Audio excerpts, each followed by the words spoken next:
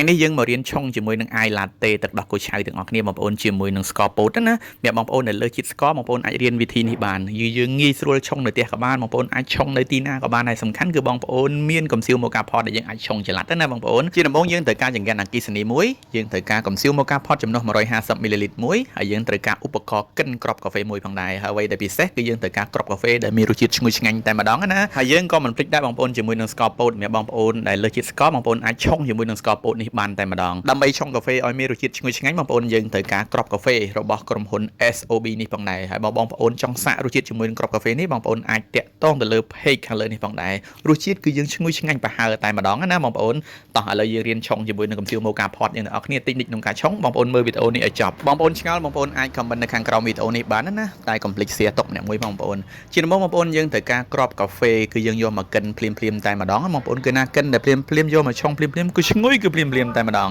ហើយរាល់តែពេលដែលបងប្អូនកិនខ្ញុំសូមបញ្ជាក់ប្រាប់បងប្អូនថាកុំម៉ត់ពេកកាលណាម៉ត់ពេកអាចនឹងឆ្ងៀមណាតែបើសិនជាគ្រើមពេកក៏អត់សូវឈ្ងុយដែរមកល្មមមេបងប្អូនអាចពិសាទៅថាវាឈ្ងុយឆ្ងាញ់ណាតែឥឡូវយើងកិនជាមួយឧបករណ៍ grinder កិនគ្រាប់កាហ្វេនេះផងដែរនៅពេលដែលបងប្អូនកិនគ្រាប់កាហ្វេរួចហើយបងប្អូនកុំភ្លេចតាមដានដល់ទីបញ្ចប់ណាហើយបើសិនជាអាច share ទុកម្នាក់មួយផងណាដើម្បីទុកជាឯកសារបងប្អូនជាដំបូងបងប្អូនយើងត្រូវការដោះកំសៀវម៉ូកាផតដែលមានចំនួន150មីលីលីត្រនេះចេញហើយយើងដកតម្រង់កាហ្វេខាងក្នុងនេះចេញបងប្អូនណានៅពេលដែលបងប្អូនដកតម្រង់កាហ្វេរួចហើយបងប្អូនដាក់ទឹកក្តៅចូលក៏បានទឹកធម្មតាទឹកសុទ្ធយើងក៏បានដែរបងប្អូនបើយើងចាក់ចូលនៅក្នុងកំសៀវម៉ូកាផតនេះមកបងប្អូននៅពេលដែលបងប្អូនចាក់ចូលកំសៀវនេះបងប្អូនខ្ញុំសូមបញ្ជាក់ថាកុំឲ្យលើសវ៉ាល់ខាងក្នុងហ្នឹងណាកាលណាលើសវ៉ាល់នៅពេលដែលទឹកពុះវាអត់រុញកាហ្វេមកខាងលើបានល្អទេមកយើងដាក់គ្រាប់កាហ្វេដែលយើងបានកិនមិញបងប្អូនណាគឺយើងកិនភ្លាមឆុងភ្លាមហ្នឹងគឺឈ្ងុយឆ្ងាញ់តែម្ដងបងប្អូនអញ្ចឹងដល់ពេលដែលបងប្អូនឆុងញ៉ាំបងប្អូនកុំភ្លេចកិនភ្លាមឆុងភ្លាមឆ្ងាញ់ក៏ភ្លាមតែម្ដងនៅពេលដែលយើងចាក់សាច់កាហ្វេបងប្អូនបើសិនជាបងប្អូនមានជញ្ជីងថ្លឹងបងប្អូនថ្លឹងយក15ក្រាមណាប៉ុន្តែបើសិនជាបងប្អូនអត់មានជញ្ជីងថ្លឹងទេបងប្អូនស្មានមកស្មើមាត់លើមក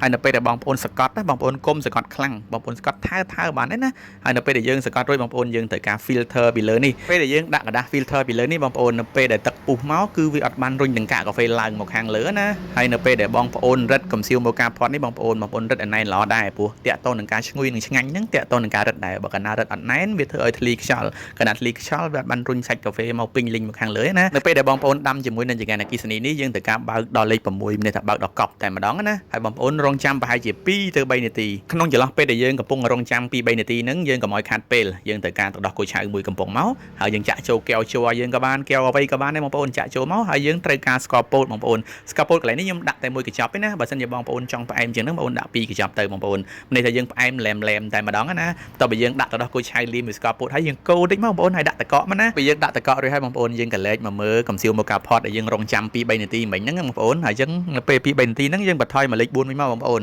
មកសន្ទុះក្រោយចាប់ដាំទឹកកាហ្វេចេញមកបងប្អូនអូហូយគ្រាន់តែឃើញទឹកកាហ្វេគឺឈ្ងុយឆ្ងាញ់តែម្ដងបងប្អូននៅពេលដែលពុះបែបនេះបងប្អូនយើងបន្ថយមកលេខ0តែម្ដងមានន័យថាយើងបិទតែម្ដងណាបន្ទាប់ពីបងប្អូនបិទដាច់រួចហើយអញ្ចឹងវានៅពុះខាងលើបន្តិចបន្តួចអត់ចោតជាបញ្ហាទេណាបងប្អូនឃើញទេអូហូយទឹកកាហ្វេចេញមកគឺឈ្ងុយឆ្ងាញ់តែម្ដងណាពេលដែលយើងបានបិទចង្កៀងអគ្គិសនីរួចហើយបងប្អូនយើងត្រូវការយកកាហ្វេដែលយើងបានដាំជាមួយនឹងចង្កៀងអគ្គិសនីនេះយកទៅលាយជាមួយនឹងទឹកដោះគោឆៅជាមួយនឹងស្ករពោតអូហូយបងប្អូនលាយចូលគ្នាគឺឈ្ងុយឆ្ងាញ់តែម្ដងណាហើយបងប្អូនដែលលើសជាតិស្ករបងប្អូនអាចរៀនវិធីនេះបានណាហើយបើបងប្អូនមានចម្ងល់ណាមួយអាច comment នៅខាងក្រោមវីដេអូសម្រាប់បងប្អូនដែលត្រូវការគ្រាប់កាហ្វេដែលមានរសជាតិឈ្ងុយឆ្ងាញ់បងប្អូនកុំភ្លេចគ្រាប់កាហ្វេ SOB នេះផងដែរគឺយើងយកមកឆុងជាមួយនឹងកំសៀវម៉ូកាផតឬក៏កាហ្វេម៉ាស៊ីនគឺមានរសជាតិឈ្ងុយឆ្ងាញ់តែម្ដងរាល់នៃការកម្មង់គ្រាប់កាហ្វេនេះក៏បងប្អូនកុំភ្លេចតាក់ទង page ផ្លូវការរបស់